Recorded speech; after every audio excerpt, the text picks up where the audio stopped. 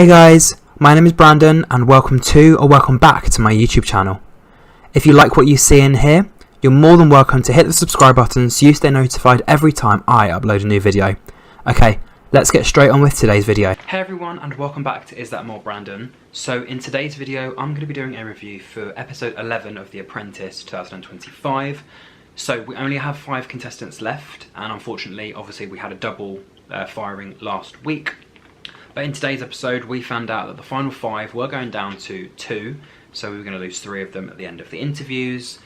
And I must admit, it was a very interesting episode, as the interviews always are. This is the 19th series now where we've had the interviews, but as per ever, it was fun, it was thrilling, it was, difficult to watch at times, and obviously we only got to see little snippets from each of the interviews, but you kind of got to see which of the business people liked whose ideas, and then obviously with some of them kind of what they didn't like, and how they were kind of suggesting different routes, different ways to maneuver the business, or to just not do that business at all. So we obviously had Jordan, Chizola, Anissa, Dean and Amber Rose. So yeah, they went to 22 Bishopsgate in London and they had to hand their business plans over to Baroness Karen Brady and also to Tim Campbell for obviously to prepare for their interviews. And Chizola explained straight away that she felt nervous, and this is I think when the 5 of them were just sitting down in the little waiting room, because they weren't all in interviews at the same time, they kind of were all like scattered. And Anissa said this is what we've all come here for, so it's a very scary thing having to go into those interviews and kind of be questioned about your business plan or your potential business, but that's what they were all here for. And then we had a little summary from all of the candidates in the final. So we began with Anissa. So she obviously admitted that she had a pizza business, she's from an academic background, and she actually quit her corporate job because she knew that she wanted to go into entrepreneurial business by herself. She says she started her first business at 22 years old, and she said that this is the most important interview or interviews. There's only going to be one winner in the end, and that's going to be her. So very confident and very, she knew that she was going to do well in those interviews. Or yeah, she confidently foresaw that into the future. With Chizola, she was planning to have a networking business. So she basically explained that she was a little bit nervous, but she obviously wanted it so badly. She explained that she needed to rise up to the challenge, and with confidence and energy she is the right candidate in order to make Lord Sugar millions of pounds. Jordan is obviously the youngest applicant in the series, being only 21 years of age, so to already have business acumen at 21 is courageous within itself. He said he's quirky, a bit rough around the edges, he has a 3D business which he's still learning, and obviously the investment would obviously change his life, his family's life, and he's not happy at just being in the final 5. He wants to get to that final 2 and ultimately win. Amber Rose explained that she was going to have a bubble tea business, so she said that she's always thought that she would be in the final 5, hence why she applied. You don't usually apply for things if you don't think you're going to do well. She said that she had her first business at the age of 23 and ended up raising six figures. She said by 2029 she wants to make a £1 million profit on her new business, and she said that she already markets herself as a brand. She has a following on social media, so it's not like that she's going to be starting completely from the bottom up. She'll already have that audience, and then she's just kind of creating something new and people buy into her. And then finally for Dean, so he was going to have a homegrown air conditioning company. He said he self-taught himself everything that he needs to know about the industry. He's obviously already got a successful business, and he explained that he's the best in Essex. He wants to now be the best in the UK, and he said that he wants to make his kids proud, and once you've done that, it's almost like you've completed the challenge, you've completed it. Chizola said to everyone, hope we all do well. Dean said he's obviously not good with kids apps and he's not good with hot sauce, but with air conditioning he kind of knows everything about it. And then we found out that the 4 business people for the interviews were the 4 usual suspects. So you had Mike Suter, you had Claudine Collins, you had Linda Plant, and you had Claude Littner. So yeah, very mixed bag of, some of them being quite harsh, others of them being harsh but also quite relaxed, I presume. Dean also explained that he's never written a business plan before, and Anissa said that it was actually her up first. So the first little conversation was between her and Claude. So she explained that she's been in the delivery service for 3 years so far, and she wants to have a brick and mortar store. So I think that basically just means having a physical, actual store where she can obviously sell her pizzas.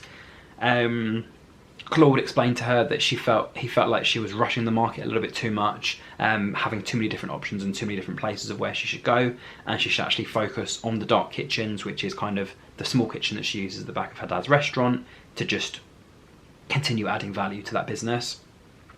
And obviously, as he kept suggesting things, she kept saying, yes, yes, yes, I agree. And he said, stop agreeing with me. And basically said to her again, you're just doing too many things too quickly. Amber Rose's first conversation was with Linda, who explained that she obviously had an Asian convenience store with bubble tea. And I think Linda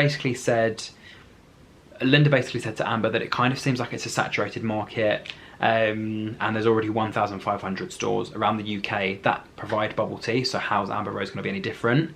And then Amber Rose replied back and said, well, actually that's the same as coffee shops. There's so many established coffee shops, but there's still so many new brands and coffee related places coming through. And she goes, yeah, but you can't compare coffee and bubble tea. And Linda also explained that Amber had said that one of the biggest competitors managed to get 100 stores within 3 years, and questioned how she can grow quicker than this business, saying that she was basically widely optimistic. So I think it's confident that you think you can do well than your competitor, but you're not going to absolutely overawe them, because otherwise you would have been in business ages ago. Mike's first conversation was with Dean, and he explained he has a future-proof company. Everybody needs air conditioning, and he said with the increase in climate control, with Mike replying, what is that? And I think he said with the climate zone. So I know what he meant, like with climate and things changing, and he just said, yeah, climate control. We're not controlling the climate, we're just adjusting to the climate by having things like air conditioning. He also riddled on saying the fact that, you know, the hottest days of the year are getting hotter, and summer's the longest season. And obviously then Mike replied back and said, well, actually, if summer is hotter, and if that is a fact, then which season is losing days? So yeah, it was a bit of a weird conversation. I think Dean was just kind of talking basically. It wasn't talking rubbish. He was just, again, similar to Amber Rose in the previous conversation, just being optimistic and, you know, not really having his facts by his side. Claudine spoke with Jordan, and he explained that he was going to have a 3D animation studio, and Claudine reminded him that she has an advertising agency. He also budgeted for £20,000 a year in order to take over Piccadilly Circus, and I think it was worth, I think he said it was like 2,000 and it was actually 20,000 a year, so he under budgeted by about 18,000. So she said, yeah, if you manage to get that billboard in Piccadilly Circus, I'll actually just give you the investment myself. Mike's continued conversation with Dean. He explained that he, as a professional, was to obviously treat people's homes as if it was his own. And then Mike decided to bring up a photo from Dean's social media with what looked like a toy for entertainment, which was stuck onto an air conditioning unit. So again, Dean wasn't quite pleased that that was brought out. He felt quite embarrassed. And yeah, Dean basically said, yeah, it doesn't seem like fun right now.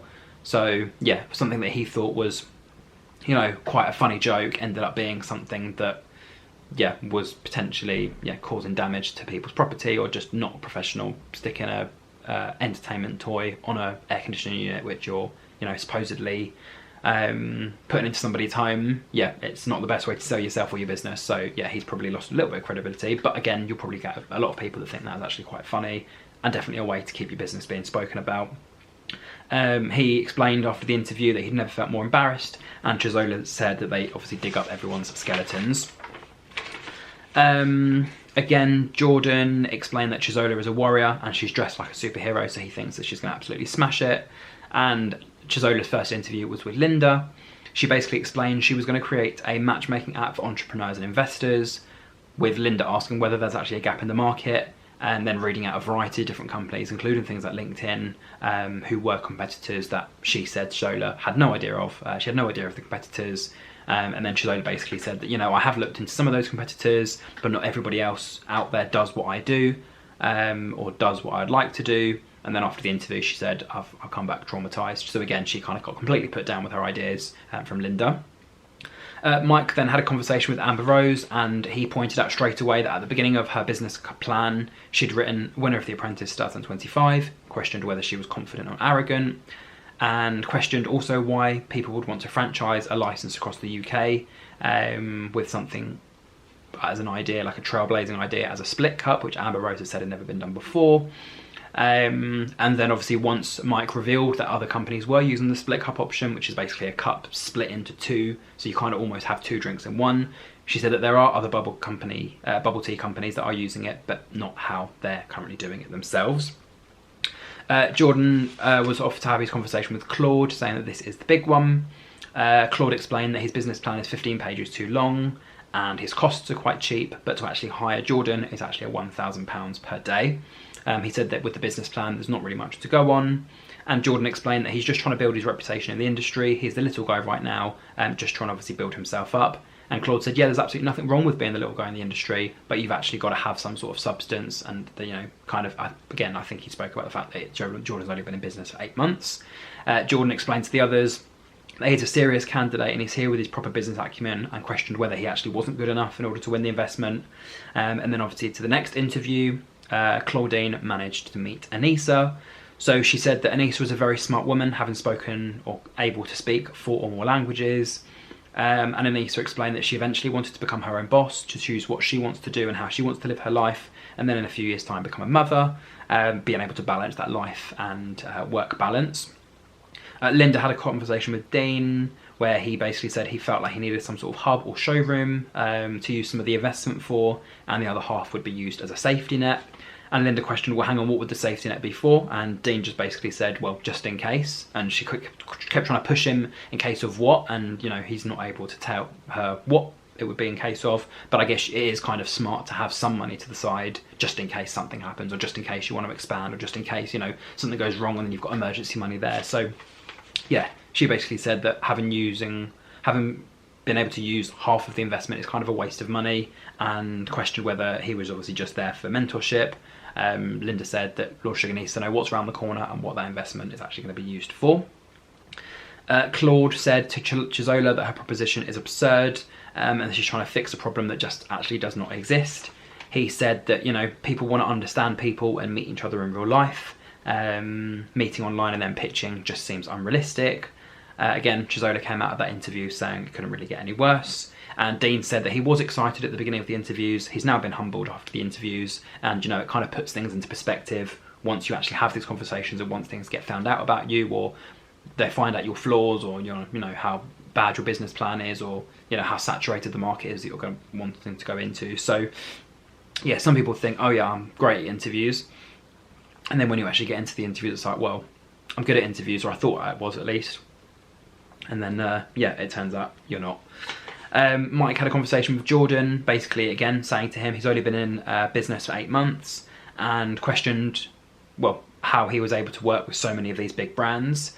Jordan replied back and said that some of them are actually just spec pieces, so things that he's done off of his own back on behalf of the companies without actually having some sort of brand deal or collaboration or things like that. So yeah, Mike asked him, has he worked with Red Bull? Has he worked with Aston Martin? Has he worked with Nike? So he hasn't worked with any of them, but he's created work for them on behalf of them, basically, as if he was doing a collaboration with them. He just said that he was just trying to get attention for future customers by kind of showcasing that he already has worked with some big companies out there. So yeah, Mike kind of was a bit let down by that. It was almost like Jordan's lying to people, and that they're not actually brands he's worked with and collaborated with, they're just brands that he's done a favour for, he's just created something for. So yeah, that didn't go down too well. Claude also explained to Dean that he had a hopeless business plan. The document figures on the business plan and what he's actually earned are completely different, and he also questioned whether it's Dean that actually looks at the money or whether there are accountants that look into it. And Dean explained that he wanted to advertise on TV, wanted to obviously expand his business. And Claude said, yeah, he just needs to have some sort of plan. It just seems like he's a bit waffle at the moment. Everything's a bit all over the place. And again, with advertising on TV, that costs quite a lot of money. So if he's trying to save money, but then waste it all on advertising, how is that good for your business? Mike had a conversation with Anissa, questioning her business. So he basically said that he was actually going to go and try one of the pizzas himself.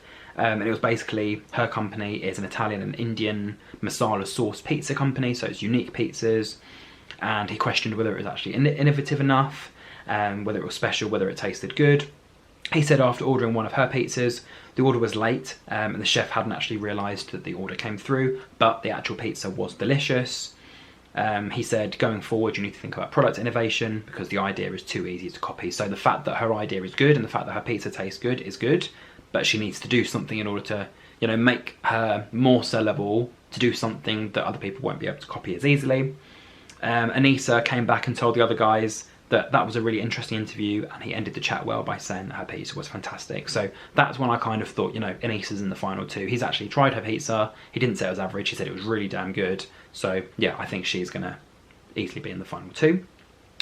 And then Claude had a chat with Amber Rose, again questioning on the fact that she had this little bubble tea part of her convenience store and then decided to stop selling the bubble tea once it started doing well.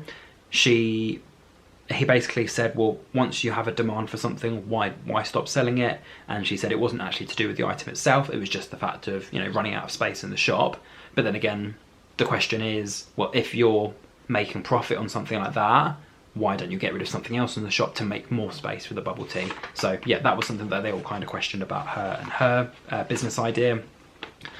Claudine had a conversation with Chisola and said that, you know, she fits many different moulds, such as being a nurse, a businesswoman, an athlete, and obviously interested in travel, and questioned whether Chisola gets bored easily.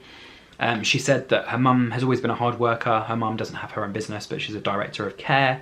She came over from Zambia to sacrifice her life for, obviously, Chisola and the rest of her family. And she said that she wants to be half of the mum and half of the woman that her mum is, explaining that she always gets a little bit emotional when talking about her mum, and she did get a little bit emotional in the interviews. But, you know, I think when you get emotional in the interviews, it doesn't necessarily mean you're going to be in the final. It just means, you know, it's just hit a spot how important this is for you in order to get through to the final.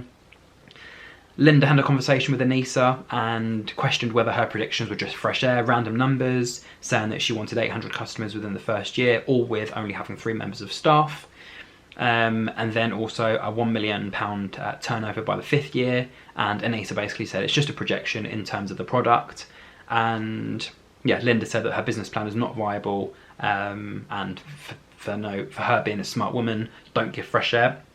And I think Anissa said, yeah, I'm going to obviously have to have a think about it, and yeah, definitely would need to up the amount of staff that I get.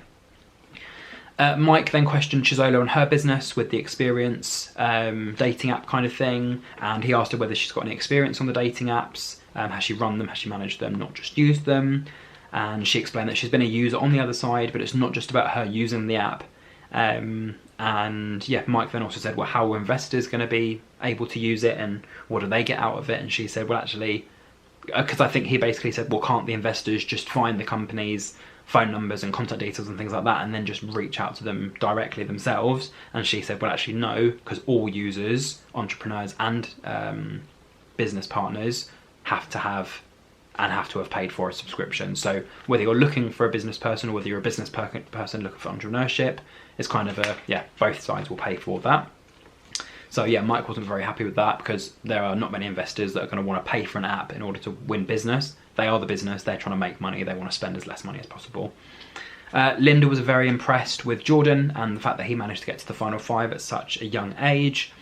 She explained though that his business plan was car crash, and he also on his business plan said that he wanted to have top tier talent for little money, which she said just doesn't sound right, and questioned that, you know, a junior administrator would only get £18,000. She said you need to write a better business plan before, you know, actually thinking you're going to be able to go into business. And then finally, Claudine had a conversation with Dean, and she said that during the initial interviews, she couldn't really get a sense from him, and she couldn't really work out anything to sell him away from other people. His answers didn't stand out. So I think something, he was like, what's one thing that's an interesting fact about you? He said, my kids and my wife. Which, okay, yeah, that's interesting to you, but to other people it just sounds like you're like everybody else. So he basically just said, yeah, I'm doing this for my family, I'm here to secure their future. So she said, yeah, the answers weren't great, but I guess, you know, with that emotional side, that's the whole reason you're here for them. Rose said, I'm all happy, I think we're all happy that it's over now, and Dean just said, well done everyone. So that was it for the interviews. I think at this stage, you know, Chisola's business plan completely got ripped in half. So did Jordan's, and the fact that, you know, they keep saying that he's too young, and his business is too fresh. With Amber Rose, again, they kind of questioned why she stopped the bubble tea thing in the convenience store. I think there was a few people that questioned, is she here to just, you know, become a social media influencer, and this kind of business wasn't really something she wanted to get involved in the first place. So she had those little connotations going around about her. Again, with Anissa, very, very smart, but, you know, making up all these numbers and, you know, projection, when actually she needs to have the facts. And then with Dean, just his little incident with social media and, you know, how he's saying one thing about being professional and then also ending up being unprofessional by, like, putting naughty toys on air conditioning units and things like that. So yeah, apparently it's just him, his friend Adam, and both of their partners. And then obviously if he was to have the investment from Lord Sugar, the two partners would be out of it. It'd be him and Adam, and then Lord Sugar would have the other 50%. So yeah, just going to try and see how that all works. So Lord Sugar, Baroness Karen Brady, Tim Campbell, and obviously the 4 interviewers all came together and as a 6 discussed the 5 final candidates. So with Anissa, Claudine said that she was obviously creating a business which was a fusion of Italian and Indian pizzas. Mike said that he tried one of her pizzas, they were fantastic, 5 stars, he's never tasted a pizza like that before. Linda explained that she's a smart, accomplished woman. Claude said that, you know, the pizza, and obviously being in an established market, it's easy for those market leaders to obviously copy her ideas, people that are more in the game, how they can copy and, you know, make her idea better themselves. And yeah, Mike also added on to that, saying that further innovation is required for her business. With Jordan, Mike said that he was creating a 3D animation studio team and he wanted to reach as many global brands as possible. And I think Karen basically said here, well, it looks like he's worked with loads of companies already. And then Mike jumped in and said, yeah, he'd borrowed the brands and created work for them without having actually collaborated or been paid for to do that work. Linda said he's taught himself through YouTube and he's obviously a trier. Karen said he's the one that's come on the most in the process. And Claudine said he's a young man just finding his way. With Amber Rose, Mike said that on the top of her business plan, she had winner of the Apprentice 2025. And Linda explained that it's basically a sugar drink, which is quite popular, and it's in over 1,500 stores in the UK. Mike explained that her USP was to obviously have a drink with 2 sides, but it's not unique, as having showed her there are other companies that have a 2-sided cup. Linda explained she had an Asian convenience store, bubble tea, and she wants to obviously franchise this, with Claudette saying that she's a little bit late to the market, not sure on the actual growth. For Dean's business, Lord Sugar said that it would be obviously Dean, his friend, and their 2 wives, with Mike saying it's a fast-growing company that just needs to have some sort of expansion, and it's a market where you're constantly making money, so it's not something to be worried about in that respect. Claude explained that it seems to be a growing business in a growing market, but not sure on Dean's entrepreneurship. Linda explained that she felt like Dean didn't need the investment, he was more keen on having Lord Sugar as business mentor, and Claudine explained that he's obviously doing this for his family. And finally, Chisola. Claudine said that she has no experience in the app world. Mike said that she hasn't thought through any of the mechanics, and the investors are also going to be paying for the app, which is probably unlikely going to happen. Linda was confused, and apparently Chisola thinks it's as simple as creating a dating app. And Lord Sugar said that, you know, she's a nice lady and she's bright, but obviously he's disappointed having heard what they've discussed about her business. So when Lord Sugar was discussing with them all, he started one at a time. So he was having a conversation with Jordan first, and he just basically said to Jordan that, you know, he's grown a lot in the process. There's a lot of work on his website that's unpaid. And Jordan explained that some of the work is commission-based, some of the work is portfolio, and said that, you know, some of the brands he's worked with, and such as like a big jewellery brand, are brands that he's worked with and collaborated with on a commission basis. He's made over £20,000 profit so far in 8 months. He's still learning 3D and he knows he's not a big dog in the market. Lord Sugar said that he doesn't feel like there's much of a business here, it's more just a business at a very, very early stage. With Chisola, he said that obviously he was going to be investing in an app for entrepreneurs and investors to obviously match each other and find each other. And she basically explained that it's a new industry for her to go into, with Lord Sugar explaining that there are holes in her business plan, which she admits that she knows. And she explained that the idea came off the fact of having used dating apps as a premise to find others and then get them connected. Lord Sugar basically said that there's actually no business unless you have experience in a field of business. So the fact that she's going into this industry having no knowledge, kind of a bit of a red flag there. And Chizola said that she's already spoken to 7 business owners about having been featured on the app and paying for the service, and that they would absolutely say yes. So having 70 is a good start. It's just how much money would that bring in for you, and how usable would the app actually be. For Dean, Lord Sugar said that for his air conditioning business, he's already seemed to have made £500,000 profit. His partner would be Alex, and both the wives are in agreement that they would lose their 50% share for Lord Sugar to be replacing that instead. And he said that he's the Del Boy of the company, so he's the one in charge, and Alex or Adam is the guy that's helping him. The company is also called ADL, so Adam, Dean, and then the L, which Dean cleverly said we left the L in there for Lord Sugar, so very smart. Amber Rose, again, she was questioned on the fact that she had bubble tea in her shop, but then actually removed the successful item. She said that what she would be planning to do is open a completely brand new store, focusing on the bubble tea solely, and then also just have the convenience store as a separate store. So I think it was that thing of she didn't want to focus on the entire bubble tea thing at the convenience store, because then it'd lose the effect of everything else. She'd want to have one store for convenience and one store for bubble tea, which I get. But then again, if you've got a product that's selling, you need to continue selling that product. Even if you put it in bottles on the shelves, get rid of the bubble tea area, but make the bubble tea products yourself somehow and get them stored on your own convenience shelf. And then finally for Anissa, again, he basically summarised that she was obviously creating pizza with an Indian topping, and she's obviously currently using the dark kitchen in her father's kitchen. She said she spent £150,000 on a brick and mortar store, which is a standalone way and a good way to obviously market yourself. Lord Sugar basically said he doesn't feel like that's a good idea. She needs to kind of use those dark kitchens and save all that money as much as possible. And then once she's ready to expand, kind of expand slowly, one area at a time. When it came to summary, so we only had 20 minutes of this episode left, so about 40 minutes of it was interviews and discussion, but Lord Sugar basically straight away went to Amber Rose and said, I don't have any confidence on a bubble tea business. I feel like throughout this process you've been a great participant, but in terms of investment, it's just not for me. So he fired Amber Rose, and she was the first one out of the show. He then went over to Chizola and said, you know, it doesn't really make much sense to me. He doesn't really understand the business. Again, he has a lot of admiration for how she's conveyed herself in the process, but again, it's just a business that he just doesn't feel viable in order to make loads of money. So Chizola was also fired, and she came fourth. Anissa, Jordan and Dean were asked to stand outside so Tim, Karen and Lord Sugar could discuss. With Anissa, Tim said that she obviously has a unique idea, and as long as she listens to Lord Sugar's advice on the kitchen and, you know, using that dark kitchen, she could be a contender for the final.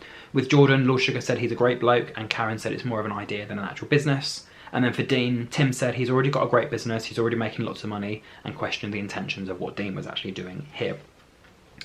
Lord Sugar said to Jordan that he has a seed of an idea, but he needs to decide if he agrees with the seed of the idea or whether he doesn't agree with the idea. And Jordan said he's got entrepreneurial spirit, and sometimes, you know, there's something you have to take risks on, and he feels like he is worth taking that risk on.